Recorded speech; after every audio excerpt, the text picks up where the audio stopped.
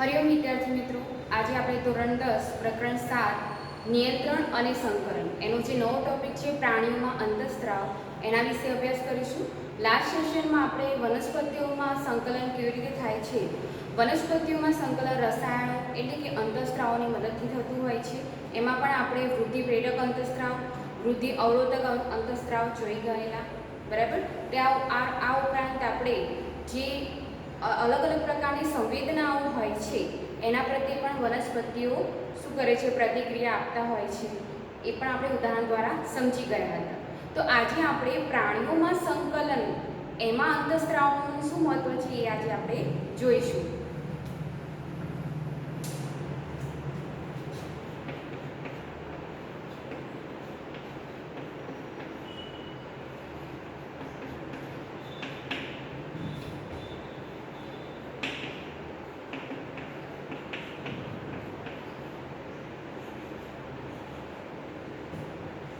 પ્રાણીઓમાં અંતઃસ્ત્રાવ that means કે રસાયણો છે જે આપણા શરીરની અંદર ઉત્પન્ન થાય છે, એટલે કે શરીરની અંદર એનો સ્ત્રાવ થતો હોય છે, એટલા માટે એને અંતઃસ્ત્રાવો કહે છે.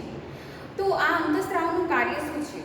નિયંત્રણ અને સંકલનમાં જેમ કરોડરજ્જુ અને મગજ એ આખી સિસ્ટમ, સેન્ટ્રલ નર્વસ સિસ્ટમ, ચેતાતંત્ર ઉપયોગી છે, તેવી રીતે અંતઃસ્ત્રાવો પણ ઉપયોગી હોય છે.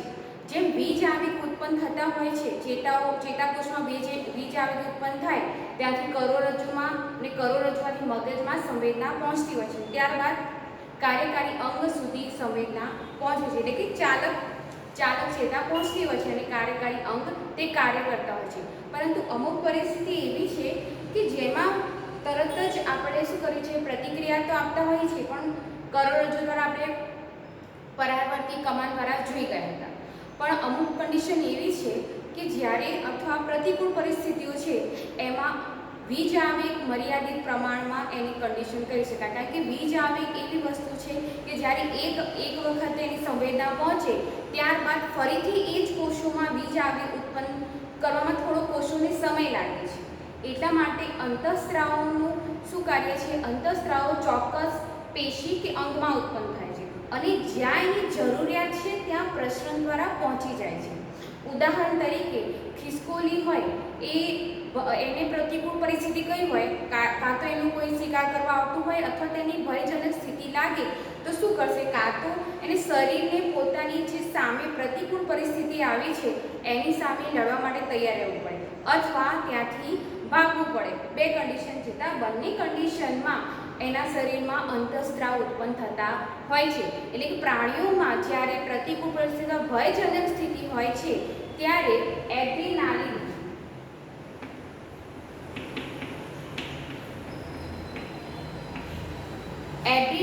અંતઃસ્ત્રાવ ઉત્પન્ન થાય છે. હવે આ અંતઃસ્ત્રાવ જ્યારે ઉત્પન્ન થાય, હવે એડ્રીનાલિન ગ્રંથિમાંથી ઉત્પન્ન થાય છે. ક્યાં ઉત્પન્ન થાય છે? એડ્રીનાલિન ગ્રંથિમાંથી ઉત્પન્ન થતો હોય છે એડ્રીનાલિન અંતઃસ્ત્રાવ. હવે આ અંતઃસ્ત્રાવ શું કરે છે કે કોષોમાં એડ્રીનાલિન ગ્રંથિમાંથી આ અંતઃસ્ત્રાવ ઉત્પન્ન થાય. અંતઃસ્ત્રાવ ઉત્પન્ન થયા બાદ તે રુધિરમાં શું થાય છે? ભળી જાય છે. તમારે અંતઃસ્ત્રાવ રુધિરમાં ભળે ત્યારથી શું થાય? એનું બધી જગ્યાએ પ્રસરણ થાય. રુધિરનું પ્રસરણ તો થતું જ હશે બધી જગ્યાએ. તો એડ્રીનાલિન રુધિરમાં ભળી જશે અને શું કરે છે કે આપણા હૃદયના ધબકારા અચાનક વધારી દે છે.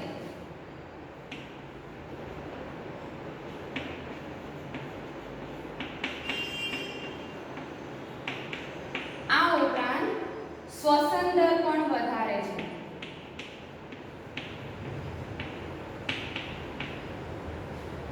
હૃદયના ધબકારા વધી જાય, આપણું શ્વસન દર વધી જાય, આપણે કોઈ એકદમ ભયજનક સ્થિતિ આવે તો શું થાય છે?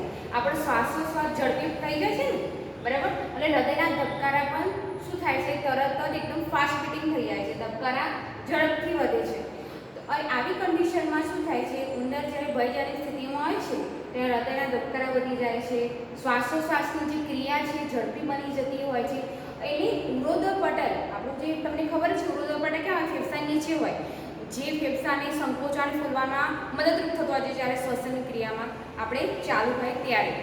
તો એના લીધે શું થાય છે? શ્વાસોશ્વાસની ક્રિયા ઝડપથી વધી જાય છે અને આપણું રુધિર પાચન તંત્ર અથવા ત્વચા જે આપણે સ્કિન છે એમાં લોહી વધારે પહોંચે મતલબ ઓછી માત્રામાં પહોંચે છે અને કયા અંગો તરફ વધી જાય છે કે જ્યાં એની જરૂરિયાત છે ત્યાં, બરાબર. એટલે કે લોહીની અથવા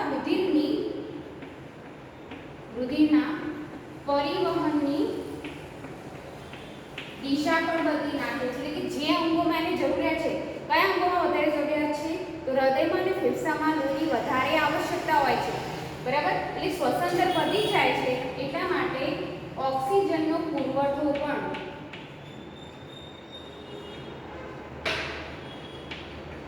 શ્વસન દર વધે એટલા માટે ઓક્સિજનનો પુરવઠો પર્યાપ્ત પ્રમાણ વધુ માત્રામાં આપણા શરીરને પ્રાપ્ત થતો હોય છે. રુધિરના પરિવહનની દિશા પણ બદલાઈ જાય છે. એટલે કે પાચન તંત્રમાં હાલ તમારે જરૂરિયાત નથી આ કન્ડિશનમાં, તો પાચન તંત્રમાંથી રુધિર ઓછી માત્રામાં જશે, પણ જે અંગોમાં વધુ જરૂરિયાત છે, હવે ભયજનક સ્થિતિ આવશે, કાં તો તમે એને લડવા માટે તૈયાર થશો અથવા ત્યાંથી ભાગવાનો પ્રયત્ન કરશો. તો બંને કન્ડિશનમાં તમારે ઊર્જાની આવશ્યકતા વધુ છે. એટલે કે શ્વસન દર પણ વધી જાય છે, હૃદયના ધબકારા વધી જાય છે અને લોહીના પરિભ્રમણ દિશા વધી જાય છે. એટલા માટે આ અંતઃસ્ત્રાવના લીધે આ બધી કન્ડિશનો ઉત્પન્ન થાય છે. આ એડ્રીનાલિન અંતઃસ્ત્રાવ રુધિરમાં ભળી જાય એટલે કે આ ત્રણેય કન્ડિશનમાં શું થાય છે, ફેરફાર થતા હોય છે, જેના કારણે તમે પ્રતિકૂળ પરિસ્થિતિને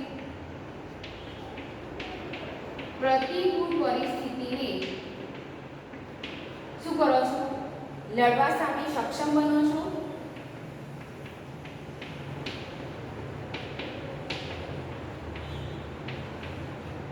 કાં તો ત્યાંથી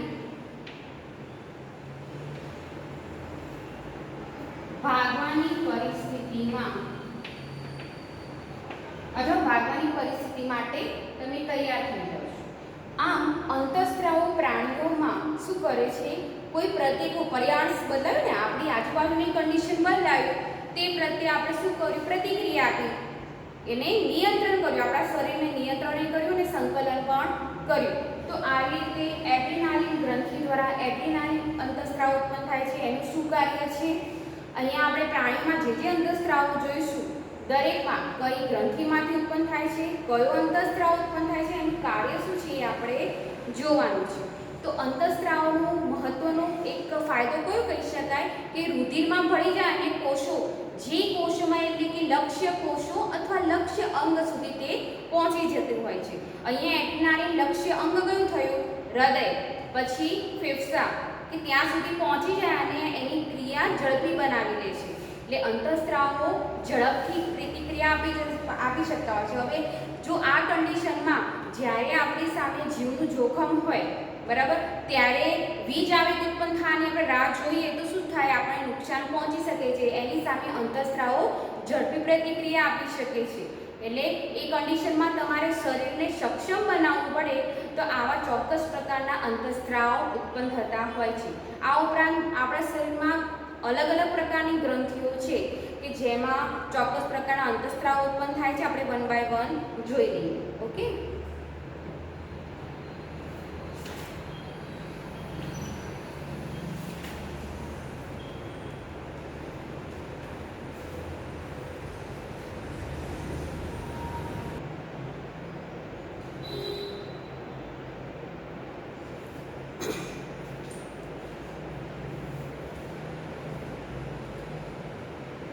વિદ્યાર્થી મિત્રો, જેમ આપણે વનસ્પતિઓમાં જોઈ ચૂક્યા હતા કે વનસ્પતિની વૃદ્ધિ સીમિત હોય છે, એનું નિયંત્રણ અને સંકલન જોવા મળતું હોય છે.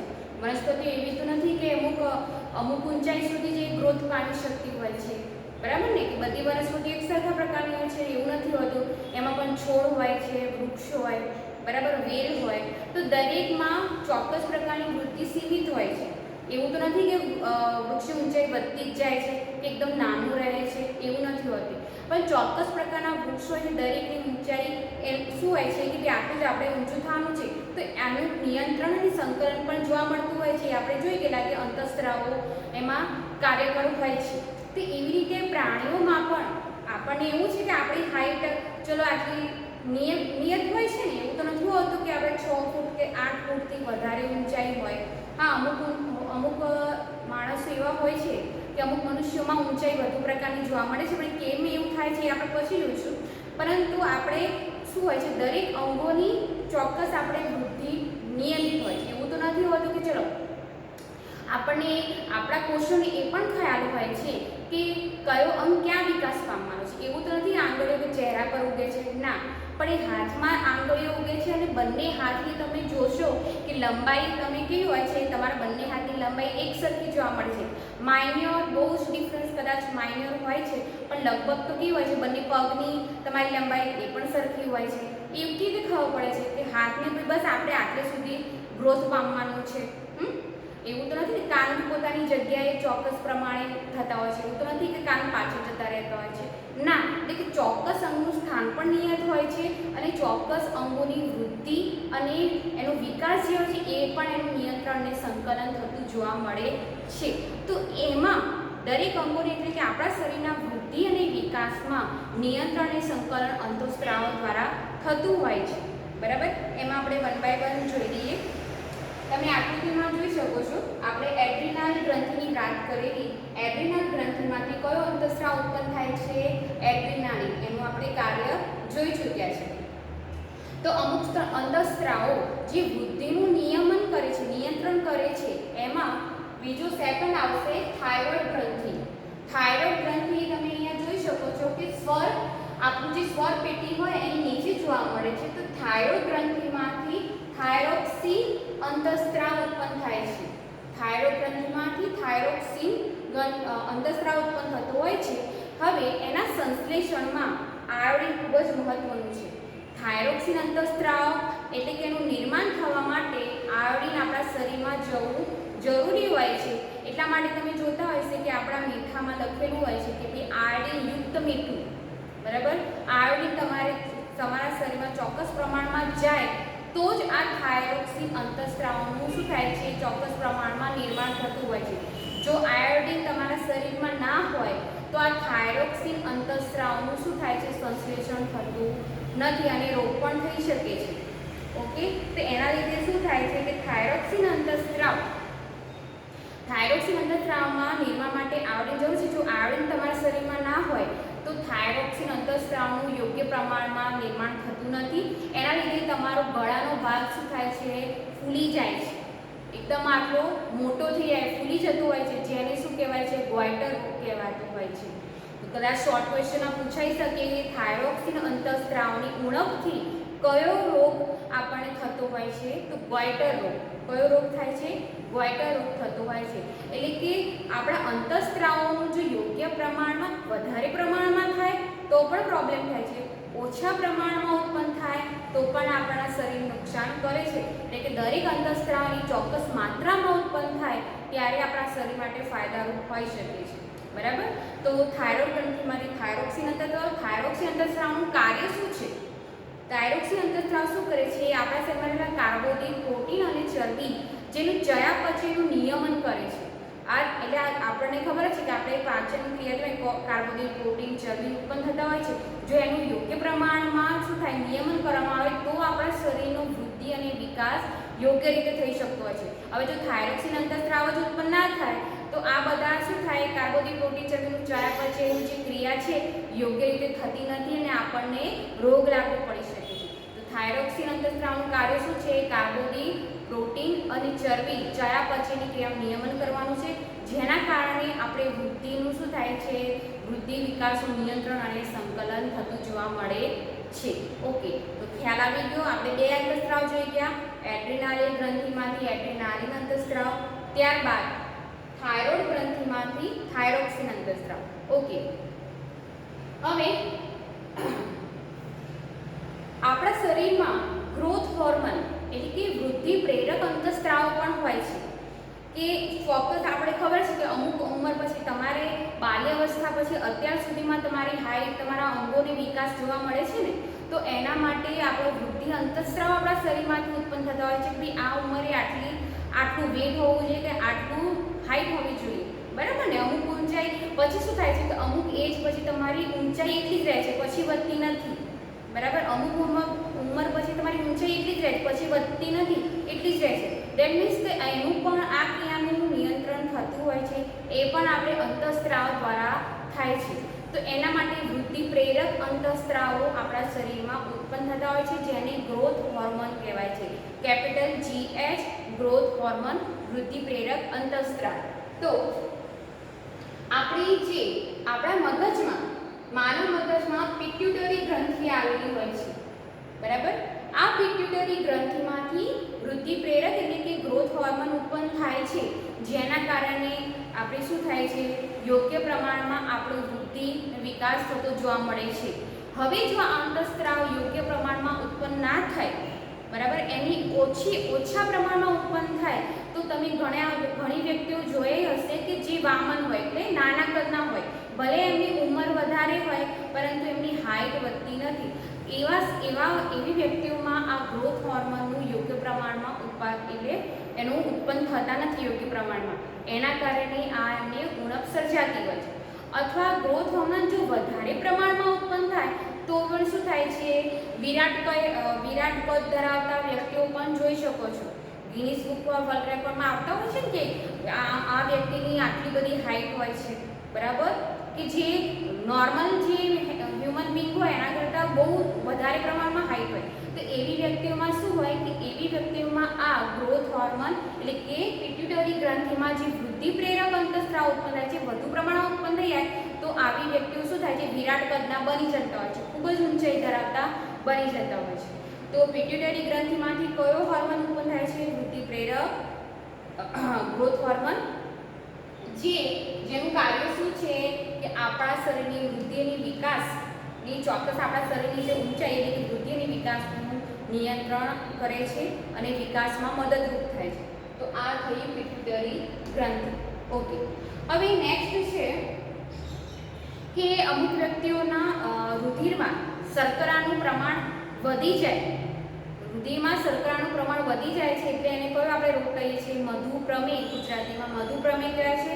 તમે બીજા નામથી પરિચિત છો, ડાયાબિટીસ, બરાબર. ડાયાબિટીસ વાળી વ્યક્તિ હોય રોગી, એ વ્યક્તિમાં શું થાય છે, રુધિરમાં શર્કરાનું પ્રમાણ ખૂબ જ વધી જાય છે. તો એવું કેમ થાય છે કે આપણા શરીરમાં જે સ્વાદુપિંડ છે એમાંથી ઇન્સ્યુલિન અંતઃસ્ત્રાવ ઉત્પન્ન થાય છે. કયો? ઇન્સ્યુલિન અંતઃસ્ત્રાવ. આ ઇન્સ્યુલિન અંતઃસ્ત્રાવનું કાર્ય શું છે? ઇન્સ્યુલિન અંતઃસ્ત્રાવ એ આપણા રુધિરમાં જે શર્કરાનું પ્રમાણ છે એનું નિયંત્રણ કરે છે, બરાબર. એનું નિયંત્રણ કરે છે. જો વધુ પ્રમાણમાં ઉત્પન્ન થઈ જાય તો શું થાય, શર્કરાનું લેવલ નીચું જતું રહે, અને ઓછા પ્રમાણમાં ઉત્પન્ન થાય શર્કરાનું લેવલ વધારે પ્રમાણમાં થઈ જાય. એટલે કે આ અંતઃસ્ત્રાવનું કાર્ય શું છે કે રુધિરમાં શર્કરાનું લેવલ કંટ્રોલ રાખવાનું, નિયંત્રણ રાખવાનું, કે એની આટલી રેન્જમાં જ હોય, આટલી રેન્જમાં શર્કરા હોય તો તમે નોર્મલ છો, તમારી રેન્જ નોર્મલ છે, બરાબર. એ ડાયાબિટીસ ના હોય. પણ ડાયાબિટીસવાળી વ્યક્તિઓમાં શું થાય છે કે આ ઇન્સ્યુલિન અંતઃસ્ત્રાવ જે સ્વાદુપિંડમાંથી ઉત્પન્ન થાય છે, અહીંયાથી બતાવો, સ્વાદુપિંડમાંથી ઇન્સ્યુલિન અંતઃસ્ત્રાવ ઉત્પન્ન થાય છે એ શું કરે છે કે આ શર્કરાનું નિયમન કરે છે. પણ ડાયાબિટીસવાળી વ્યક્તિઓમાં શું થાય છે કે ઇન્સ્યુલિન અંતઃસ્ત્રાવ યોગ્ય પ્રમાણમાં ઉત્પન્ન થતું નથી. દેટ મીન્સ એમના રુધિરમાં શર્કરાનું પ્રમાણ ખૂબ જ વધી જતું હોય છે. તો એટલા માટે ડાયાબિટીસવાળી વ્યક્તિઓ હોય ને એટલે અમુક સમયાંતરે ઇન્સ્યુલિનના ઇન્જેક્શન આપવા પડતા હોય છે.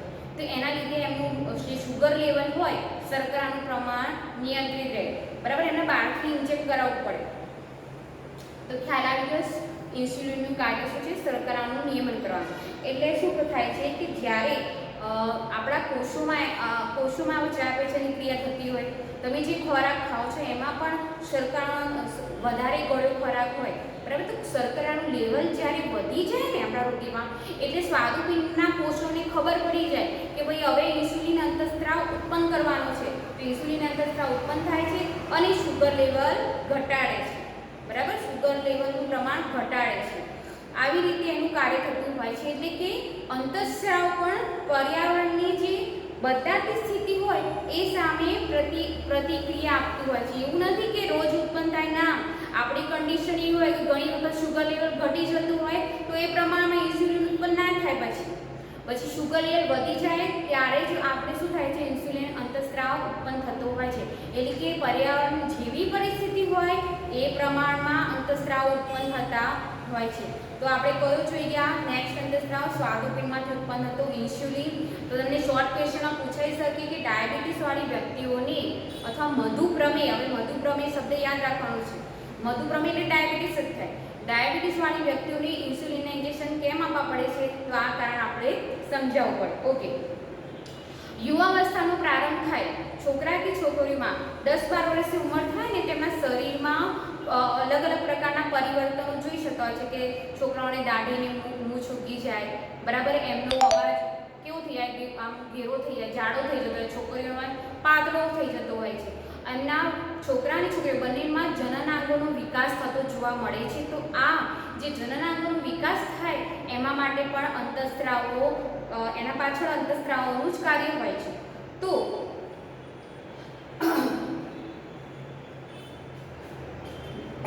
નર હોય, નર સજીવ હોય, બરાબર, એમાં શુક્રપિંડ ગ્રંથિમાંથી કયો ટેસ્ટોસ્ટેરોન અંતઃસ્ત્રાવ ઉત્પન્ન થાય છે, જે નરના જે જાતીય ગૌણ લક્ષણોનો વિકાસ કરે છે, એના જાતીય અંગોનો વિકાસ કરે છે અને એના લક્ષણો, ગૌણ લક્ષણોનો વિકાસ કરે છે. એના માટે કયો અંતઃસ્ત્રાવ? શુક્રપિંડ ગ્રંથિમાંથી ટેસ્ટોસ્ટેરોન અંતઃસ્ત્રાવ ઉત્પન્ન થાય છે. એના માટે એના લીધે શરીરમાં પરિવર્તન જોવા મળતા હોય છે. ઓકે, આપણે માદા સજીવમાં શું થાય છે અહીંયા જોઈ લઈએ.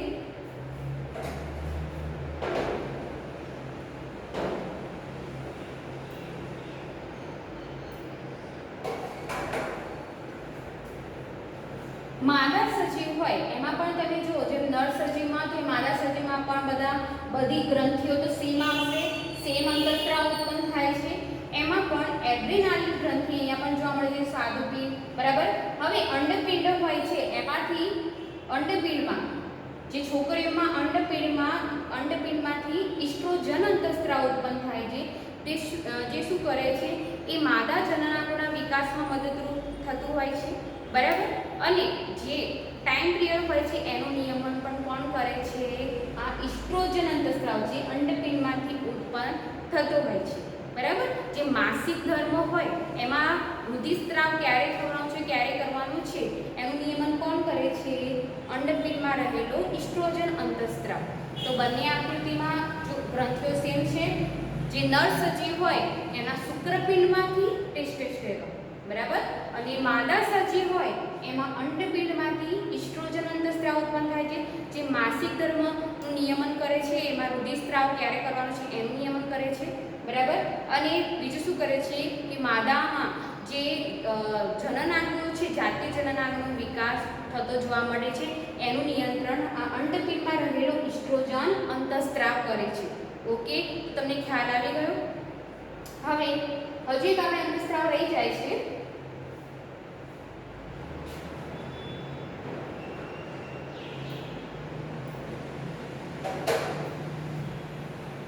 હવે આ જે વિવિધ પ્રકારના અંતઃસ્ત્રાવો છે ને એનું પાછું એને ઉત્પન્ન કરવાનું કે ચોક્કસ કન્ડિશનમાં એને ઉત્તેજિત કરવાનું કાર્ય માટે પાછું એક નવી ગ્રંથિ પણ આવે, એક નવી ગ્રંથિ જોવા મળે છે આપણા મનુષ્ય મગજમાં જોવા મળે છે. ભાઈ આ બધા અંતઃસ્ત્રાવો જે જુદા જુદા પ્રકારના અંતઃસ્ત્રાવો એને ક્યારે ઉત્પન્ન કરવાના છે, ક્યારે ઘટાડવાના છે એનું નિયમન કોણ કરે છે? આપણા મનુષ્ય મગજમાં આવેલી હાઇપોથેલેમસ, બંનેમાં હાઇપોથેલેમસ ગ્રંથિ એમાં શું કરે છે કે રિલીઝિંગ અંતઃસ્ત્રાવો ઉત્પન્ન થાય. એના કારણે શું થાય છે કે અલગ અલગ જે અંતઃસ્ત્રાવોનું શું કરે છે કે આ કન્ડિશનમાં આપણે ઉત્પન્ન થવાનું છે. ઉદાહરણ તરીકે હાઇપોથેલેમસ ગ્રંથિ છે એ શું કરે? ચોક્કસ પ્રકારના રિલીઝિંગ અંતઃસ્ત્રાવો ઉત્પન્ન કરે છે. ઉદાહરણ તરીકે જ્યારે પિટ્યુટરી ગ્રંથિનું કાર્ય શું છે કે ગ્રોથ હોર્મોન ઉત્પન્ન કરવાનું. પરંતુ આપણા શરીરને હવે ચલો કે આટલી ઉંમરથી કે હવે આપણે વૃદ્ધિનો વિકાસ હાઈટ વધવી જોઈએ તો એને ઉત્તેજિત કરવાનું કાર્ય કોણ કરે છે? હાઇપોથેલેમસ ગ્રંથિ. તો હાઇપોથેલેમસ ગ્રંથિમાંથી રિલીઝિંગ અંતઃસ્ત્રાવ ઉત્પન્ન થાય છે, બરાબર. તો એ ઘટકો શું કરે છે કે પિટ્યુટરી ગ્રંથિને ઉત્તેજિત કરશે. પિટ્યુટરી ગ્રંથિને ઉત્તેજિત કરશે. ભાઈ હા, હવે ચલો આપણે ગ્રોથ હોર્મોન શરૂ કરવાના છે. હવે તો આ હાઇપોથેલેમસ રિલીઝિંગ અંતઃસ્ત્રાવ ઉત્પન્ન કરે છે જે પિટ્યુટરી ગ્રંથિને ઉત્તેજિત કરે છે અને એમાંથી ગ્રોથ હોર્મોન રિલીઝ થાય છે કે ચલો હવે આપણે ગ્રોથ હોર્મોન હવે ઉત્પાદન કરવાનું છે. તો હાઇપોથેલેમસ ગ્રંથિ એવી છે કે જે બધા અંતઃસ્રાવોનું શું કરે છે, નિયમન કરે છે. ભાઈ હવે જો એવું તો નથી હોતું કે આ બધા અંતઃસ્રાવો રોજ ઉત્પન્ન થતા હોય, ના, એનો ચોક્કસ સમયગાળો હોય છે, ચોક્કસ ઉંમરે આ ઉત્પન્ન થવા જોઈએ. બરાબર. હવે જે મેં તમને કીધું કે અંડપિંડમાંથી ઇસ્ટ્રોજન અંતઃસ્રાવ ઉત્પન્ન થાય છે અને શુક્રપિંડમાંથી ટેસ્ટોસ્ટેરોન અંતઃસ્રાવ ઉત્પન્ન થાય છે, કે રોજ ઉત્પન્ન ના થાય. ભાઈ આટલી ઉંમર થઈ કે તમે 10-12 વર્ષની ઉંમર થઈ, તમે પાર કરી દીધી, પછી આ અંતઃસ્રાવ ઉત્પન્ન થાય. તો આ અંતઃસ્રાવ ઉત્પન્ન કરવા માટે રિલીઝિંગ અંતઃસ્રાવ કોણ ઉત્પન્ન કરે છે? હાઇપોથેલેમસ. ઓકે. તો આપણે આ અંતઃસ્રાવો જલ્દી કાર્ય કેવી રીતે કરી શકીએ છીએ? આ અંતઃસ્રાવોના જલ્દી કાર્ય એટલા માટે થાય છે કે ચોક્કસ પ્રકારના અંતઃસ્રાવો આપણે બધા જોઈ ગયા, એમાં ક્યાં ભળી જાય છે? રુધિરમાં ભળી જતા હોય છે. જેમ ઇન્સ્યુલિન અંતઃસ્રાવ હોય છે, રુધિરમાં ભળી જાય છે. એડ્રીનાલિન અંતઃસ્રાવ છે, રુધિરમાં ભળી જાય છે. બરાબર ને? તો અંતઃસ્રાવ રુધિરમાં ભળી લક્ષ્ય અંગો સુધી પહોંચી જાય છે, એટલે કે જે અંગોમાં એની જરૂરિયાત છે એ અંગોમાં પહોંચી જાય. બરાબર. અને ત્યાંથી આપણું જે શરીરનું નિયંત્રણ અને સંકલન, એમાં વૃદ્ધિ, વિકાસ, આ બધી ક્રિયાઓ, આ ઉપરાંત જે અનેક બીજી પ્રકારની જૈવિક ક્રિયાઓ છે એનું નિયંત્રણ અને સંકલન થતું જોવા મળે છે. જ્યારે આપણે ચેતાતંત્રની ક્રિયા જોઈ ગયેલા, એમાં બીજ આવેગ ઉત્પન્ન થાય છે. બરાબર. પણ એની થોડી મર્યાદા છે. જ્યારે અંતઃસ્રાવો આખા શરીરમાં પસરી શકે છે.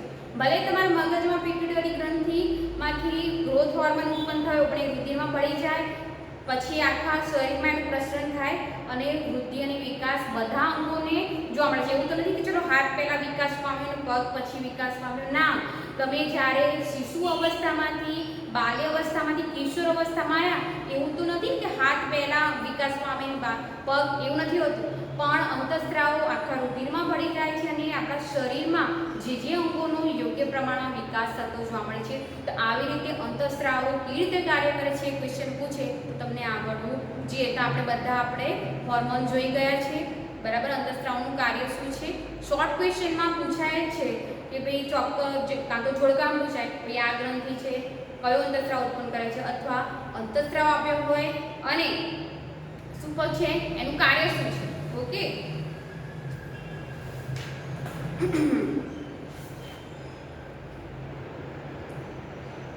હવે તમારે પેજ નંબર 125 ઉપર પ્રવૃત્તિ 7.4 આપેલી છે. એમાં કોષ્ટક આપેલું છે કે અંતઃસ્રાવી ગ્રંથિ અને કાર્ય શું છે. તે જે બાકીની જે ખાલી જગ્યાઓ છે તમારે પૂર્તિ કરવાની છે. જે બ્લેન્ક આપ્યું છે ને, હવે સેકન્ડમાં જુઓ.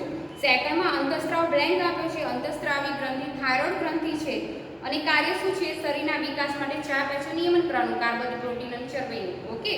તો આમાં અંતઃસ્રાવ કયો ઉત્પન્ન થાય છે? થાઇરોક્સિન અંતઃસ્રાવ. પછી થર્ડમાં અંતઃસ્રાવ ઇન્સ્યુલિન આપ્યો છે. અંતઃસ્રાવી ગ્રંથિ બ્લેન્ક આપી છે. રુધિરમાં શર્કરાની માત્રાનું નિયમન કરે છે. તો અંતઃસ્રાવી ગ્રંથિમાં શું નામ આવશે ભાઈ? સ્વાદુપિંડ. સ્વાદુપિંડમાંથી કયો અંતઃસ્રાવ ઉત્પન્ન થાય છે? ઇન્સ્યુલિન. બરાબર. હવે ફોર્થમાં ટેસ્ટોસ્ટેરોન અંતઃસ્રાવ. બરાબર. શુક્રપિંડમાંથી અંતઃસ્રાવી ગ્રંથિ, તેનું કાર્ય શું છે? નરના જે જાતીય ગૌણ લક્ષણોનો વિકાસ કરવાનો અને નર જનનાંગોનો વિકાસ કરવાનો. પછી ફિફ્થ આપ્યું છે અંતઃસ્રાવ બ્લેન્ક છે. અંતઃસ્રાવી ગ્રંથિ અંડપિંડ આપેલી છે. સ્ત્રી પ્રજનન અંગોનો વિકાસ કરવાનો અને રજોસ્રાવનું નિયમન કરવાનું. તો અંતઃસ્રાવ કયો આવશે? ઇસ્ટ્રોજન. પછી 6માં એડ્રીનાલિન આપ્યું છે. એડ્રીનલ ગ્રંથિ કાર્ય શું છે? તો એડ્રીનાલિન ગ્રંથિ અંતઃસ્રાવ જે એડ્રીનાલિન ઉત્પન્ન થાય છે એનું કાર્ય શું છે? કે શરીરને પ્રતિકૂળ પરિસ્થિતિ માટે લડવા સક્ષમ બનાવે છે. એમાં શું થાય છે? હૃદયના ધબકારા વધે છે, શ્વાસોચ્છ્વાસ વધી જાય છે અને રુધિરનું દબાણ પણ, રુધિર દાબ પણ વધી જતો હોય છે. 7 મુક્ત થતા અંતઃસ્રાવો, રિલીઝિંગ અંતઃસ્રાવો.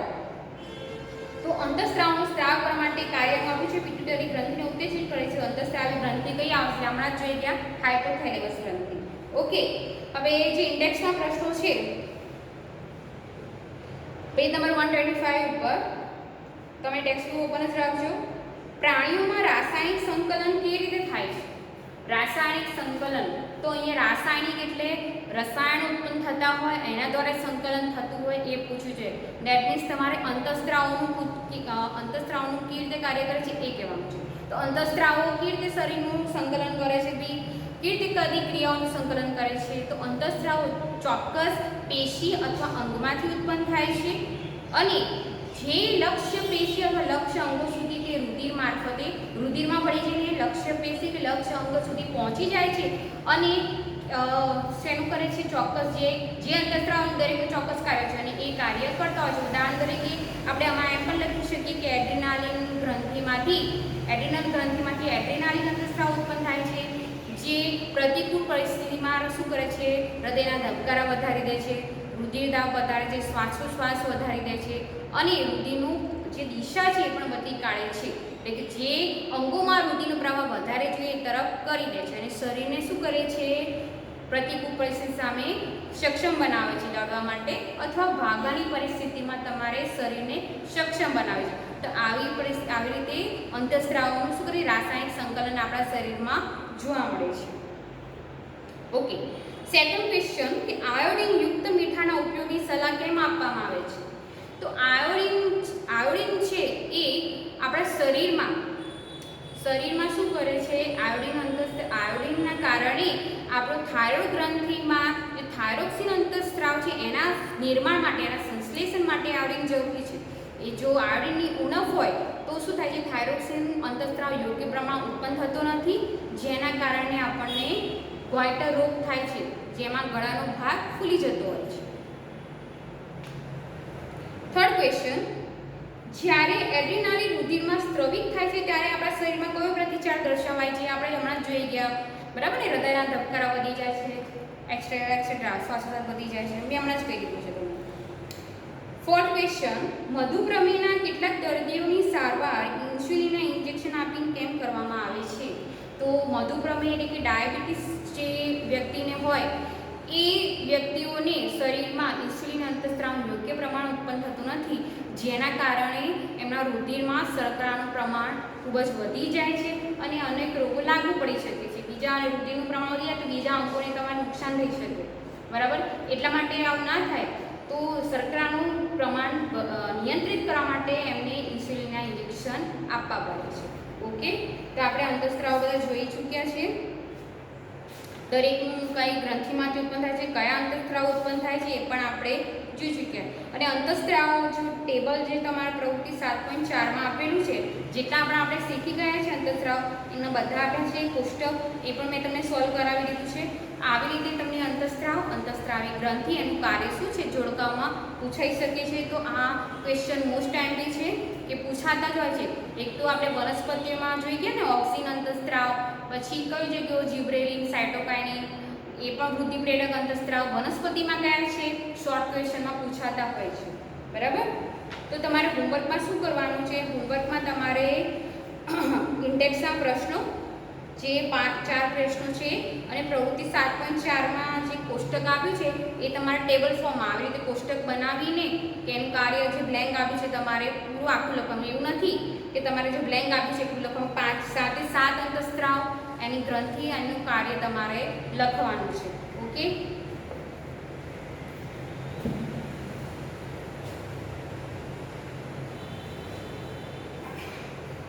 તો આજના સેશન માટે આપણે આટલું રાખીએ, બરાબર? નેક્સ્ટ સેશનમાં હવે આપણે જે સ્વાધ્યાયના પ્રશ્નો છે એ સોલ્વ કરી દઈશું અને અહીંયા તમારું ચેપ્ટર પૂર્ણ થશે. તો નેક્સ્ટ સેશનમાં મળીએ. આજના માટે આટલું જ. Bye, thank you.